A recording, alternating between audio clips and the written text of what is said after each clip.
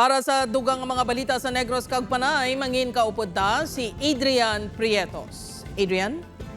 Madamong gid nga salamat, Jerth, mga kapuso. 72 ka volcanic earthquakes na monitor sa FIVOC sa Mount Canlaon sa sulod sang 24 oras. Amat-amat kapag sakas ang magma, balantayan. Sa Ilibid Dreso nakatutok. Nagpagwa sang abiso ang FIVOC subong adlaw nga nagapanawagan sa mga nagapuyo sa sulod sang 4 tub 6 km permanent danger zone sang Mount Canlaon nga mangin alerto. Inibangod sa posibilidad sang phreatic tub explosive eruption sang bulkan base sa naobserbahan nga seismic activity sini sa sulod sang 24 oras. Sunod sa FIVOC, halin sa apat, nagsaka sa 72 volcanic earthquakes ang narecord sa bulkan. Nagsaka man sa masobra 2,300 tonelada ang ginbugas sini nga asupre halin sa masobra 1,000.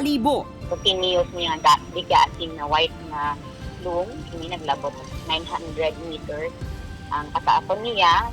So ang mga ini nga mga volcanic earthquakes natin, mga ini nga depende ni mga sa pagulag ng magma or magmatic fluid pang volcano. Kagapon no may yara kita nga mga volcano-tectonic na record. So ang pinakamataas kagapon alas 5 kaagahon 4.6. Kadungan sini, nabatsyagan ang pagtayog sa mga syudad sang La Carlota, Bago, kag mga banwa sang Murcia, kag La Castellana.